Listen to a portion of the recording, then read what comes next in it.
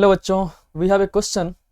The question states that a metallic wire is folded to form a square loop of side A. It carries current I and is kept perpendicular to the region of uniform magnetic field B. Okay. If the shape of the loop is changed from square to equilateral triangle. Okay. तो पहले ये था हमारा square के form में, अब इसको बना दिया है इक्विलेटरल ट्रायंगल, इससे इसमें बदला है विदाउट चेंजिंग द लेंथ. इसका जो टोटल लेंथ है वो अभी भी क्या है, सेम है. एंड द करंट, अगर मान लो इसमें करंट आई बह रहा है, इसमें भी करंट कितना बह रहा है, आई ही बह रहा है. Okay. The amount of work done in the doing so is. Okay, हमें क्या फाइंड करना है, वर्क डन फाइंड करना है. तो सबसे पहले ये देखो, इसका साइड क्या है, ए. ठीक है, इसका मतलब ये है टोटल लेंथ इसका देखा जाए तो ये है 4a, और इसका भी टोटल लेंथ कितना है, 4a.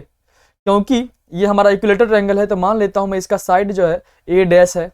नया साइड क्या है, इक्विलेटर ट्रायंगल का ए डैश है. तो इसका जो टोटल लेंथ होगा वो क्या होना चाहिए, 3a डैश होना चाहिए, जो कि इक्वल होगा किसके, 4a के. Right, yes sir. तो a dash is equal to क्या हो जाएगा, 4a/3.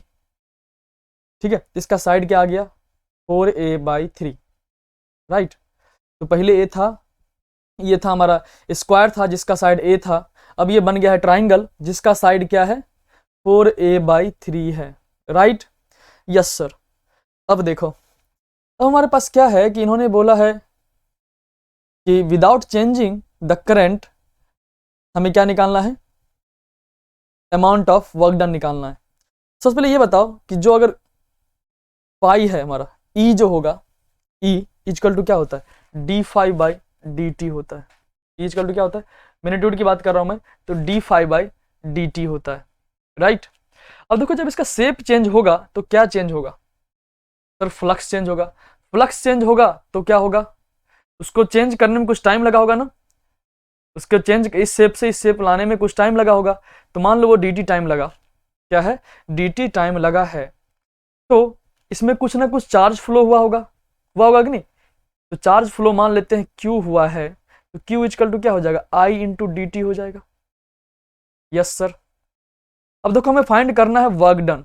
क्या फाइंड करना है, वर्क डन फाइंड करना है. तो हम जानते हैं वर्क डन इक्वल टू क्या होता है, Q इंटू ई होता है. Q इंटू ई, चार्ज इंटू पोटेंशियल डिफरेंस के बराबर होता है. तो अब बताओ Q कितना है, सबसे पहले E बताओ, E कितना है, d∅/dt. ठीक है, और हमारा E कितना है, E तो E हो गया d∅/dt. Q है हमारा I dt. राइट. तो यहां से आ गया हमारे पास कि W इज इक्वल टू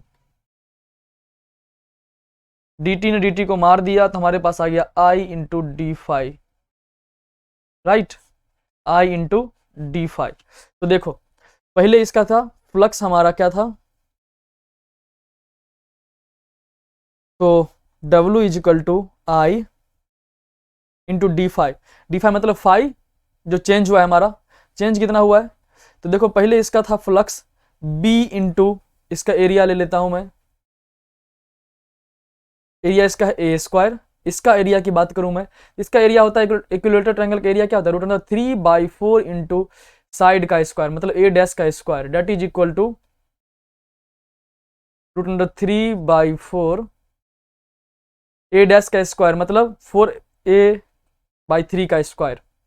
ये आ जाएगा 16a square divided by 3, sorry 9. तो यहां से आ गया √3a स्क्वायर.